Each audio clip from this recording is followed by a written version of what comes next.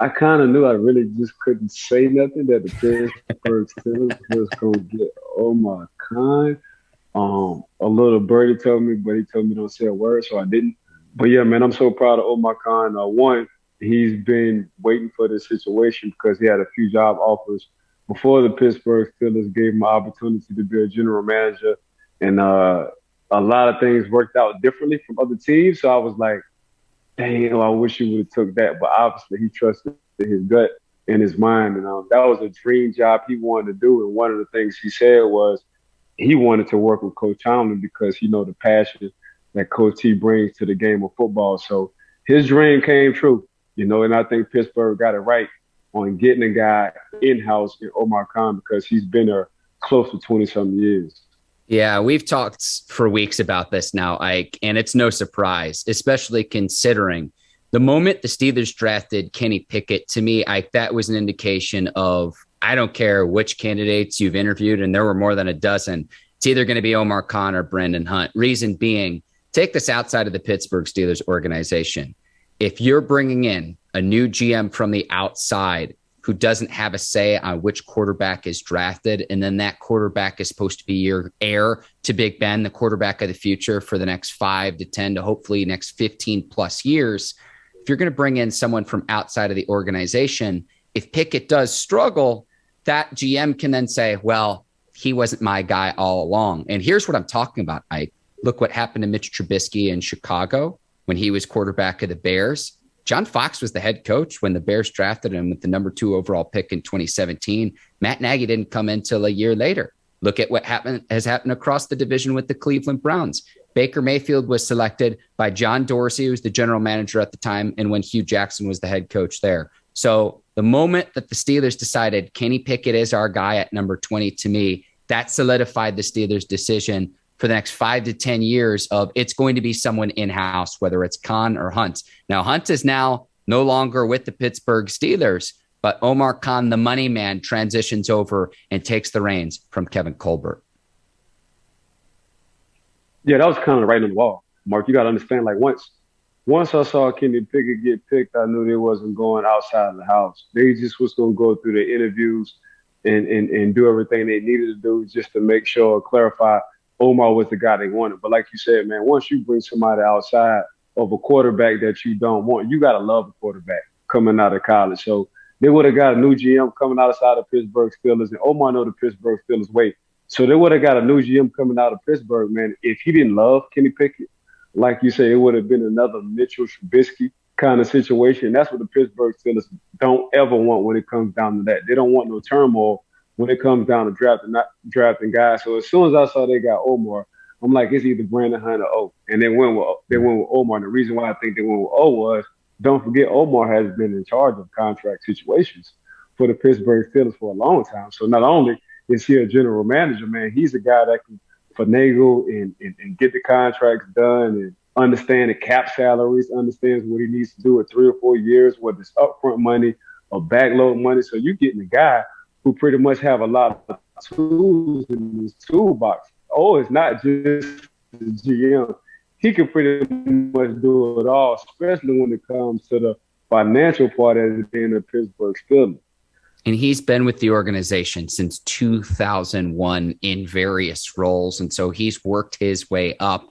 Now, the Steelers also bring in Eagles VP of Player Personnel, Andy Weidel. They also bring in another guy from the Detroit Lions. Let me get to the site. It's buried in my notes. Sheldon White from the Lions. So you do get some outside blood into the Steelers organization. But I'm very curious to see what Omar Khan continues with the legacy that Kevin Colbert leaves, and then what he hopes to, I don't know if correct is the right word, but what new spin he hopes to add to the position. I'm curious to see how all of that plays out here in the coming weeks, months, and years ahead, because it, again, like you said, someone who's very familiar with the organization, given that he's been a member of the Steelers since 2001.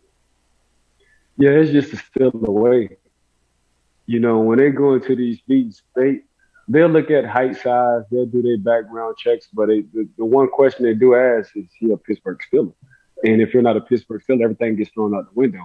And just talking to Omar over years, because I've been cool with Omar, one, because he's a Louisiana boy, New Orleans boy, two, because him and I just got a great bond, a great connection. And that's all we talk about. The Pittsburgh Steelers and how things used to be in that locker room. And I think for a time it kind of faded out, you know, 4 or 5 year span, but now they're getting back to the Pittsburgh Steelers way. And I know he's just excited as I am on drafting guys who are Pittsburgh Steelers. So time will tell, but I think will do a fantastic job, Mark. What do you think is the biggest decision he'll need to make now that he's been promoted to this new role as general manager? And trust me, his gut. You know, they say your gut is your second brain. They say your gut is your real, true, instinctive. As a person, as a human, you should go with. You know, our brain can get real foggy. You know, emotions come with it. Giving people second chances come with it. But when your gut say, nah, that's that Spider-Man sense. That's that instinctive sense of like, nah, this ain't it, or nah, this is it. So if I was to tell O and I'm not in O's situation, I'm just going off of what I know. I would always trust my gut instinct. See, you're talking more conceptually. I'm thinking about potentially more in the short term, something we'll discuss later in the show. Deontay Johnson in a contract season, Minkah Fitzpatrick in a contract season. Who are you going to pay? What are you going to offer them? We'll get to that here in just a bit. But before we get to Kevin Colbert's legacy, I want to ask you, you have some experience interacting with Omar Khan in your 12 years with the Steelers. I know there's that great story where you were trying to renegotiate a contract and you went to the man himself, Dan Rooney himself, to ask for a little bit more money. I know you've told me this story before, but for any listeners and viewers that are new to our show, can you retell that story? Because I know it's a great one when you're in the middle of a contract negotiation to try to get your money. Nah, O at the time was, you know, in charge of the financial situations, contract guy for the Pittsburgh Steelers. So, you know, they came to O to give to my agent. And I know they talked to the coaching staff and Paul Rooney at the time on this is the ceiling what we can give Ike. And I said, nah, this ain't gonna work. Cause this their third time coming to me. So we was going back and forth on negotiations. And I said, nah, this I gotta be worth more than this. Like I know I'm worth more than this. So I went to Paul. I just went to the head guy. And my Uncle Herm always told me, man, whenever you can cut the middleman out and go to the head man, go straight to the head man. And that's exactly what I did. So I went in there, I shut the door. I said, Paul, come on. I don't think I'm asking too much. This is what y'all telling me I didn't do.